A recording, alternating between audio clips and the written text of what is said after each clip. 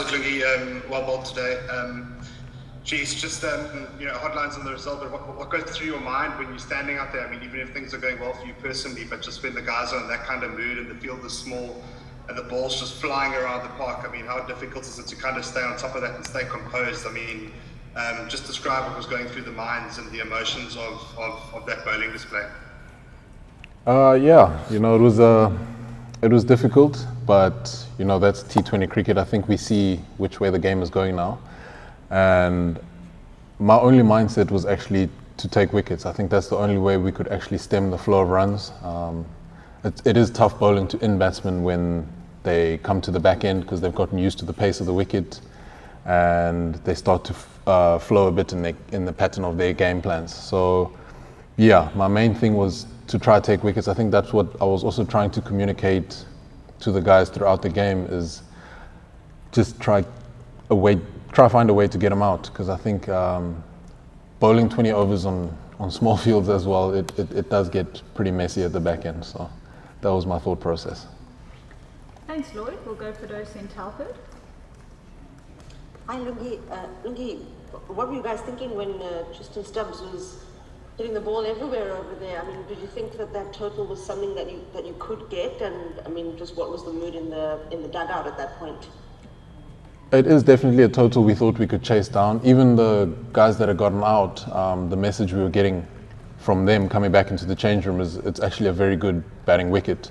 The boundaries are small, so if you give yourself enough time, anything is probably chaseable in the last 5. And I think our downfall was we probably had lost too many wickets by the time we really needed to get going. But yeah, we had full faith in Stubbs. I mean, even during training, he's shown us what he's capable of doing, so we weren't really surprised to see what we saw today. I've bowled to him myself, and I've been on the receiving end of what you guys saw tonight, so yeah, we had full faith in him. Thanks, Fidoz. Telford? How's it, Lungi?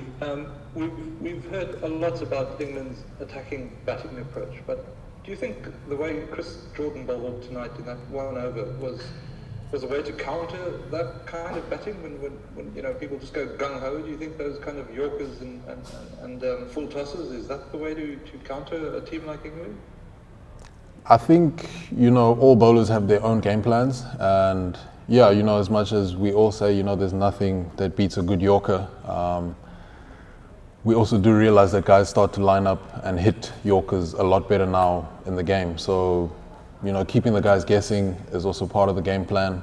It all boils down to execution, and tonight his execution was on point. On any other evening it could have gone either way, but well done to him.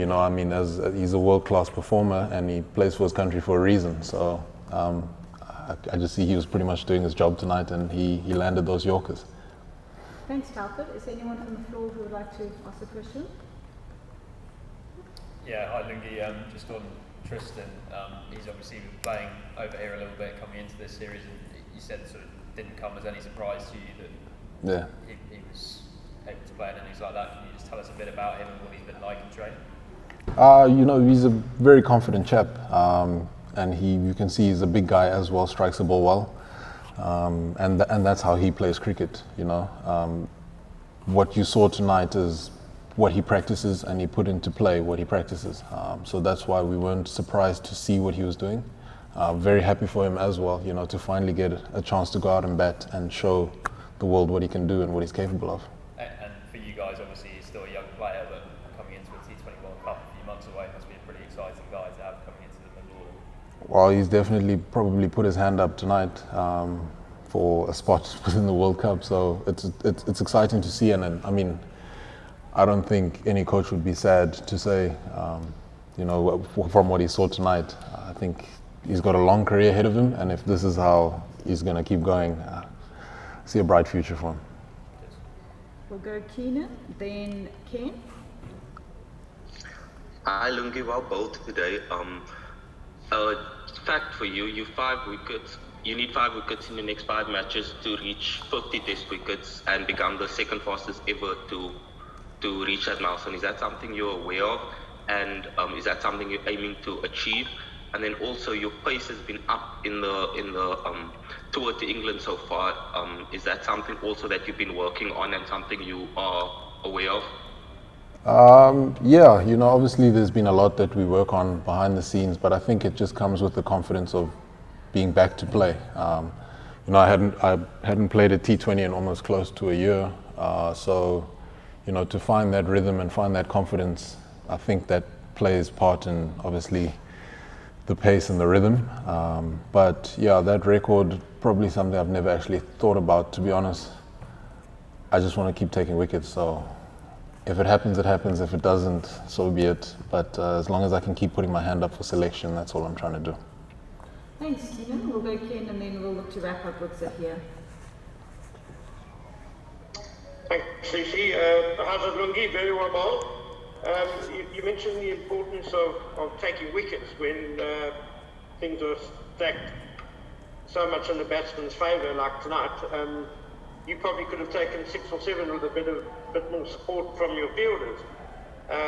Bairstow dropped 5 times, I think it was tonight. What are some of the discussions that you guys have had around fielding? Because it's not the first time that the Proteas in the last couple of years have had a really bad night in the field. Was it something in particular to do with the ground? Was Bristol quite a small, tight ground? To be honest, I can't speak for anyone else, but there was a pocket where it does go into the lights. Obviously, no excuses there, but I don't think anyone goes out there and drops catches on purpose. So it's obviously something that will have to be addressed. But, any other night, like you say, if we take those catches, it could be a different game. And we've heard this since we started playing cricket, catches win matches, and we saw what happened tonight. So probably we'll have a discussion about that, but all in all, like I can say, no one drops catches on purpose. So that's just what happened this evening. Thanks, Ken. And then Zahir. Hi, Lungi. Well ball tonight. Just a more general question. You've played a bit of domestic cricket over a while, and a guy like Tristan Stubbs, is he just part of a new generation of South African batters that just coming out and with no fear, guys like Devil Brevis, Ryan Rickleton? Is that a new generation of South African batters coming through?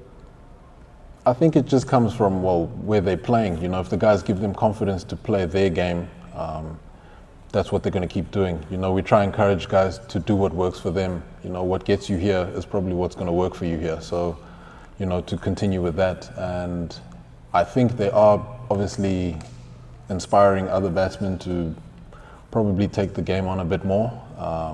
It's good that they're very young as well. So, I think other batters can see, if you want to play for the team, this is how you're going to have to go about it. And that can only put us in a better position. So very excited about what's going to come in the future. Great, thanks, Zahir.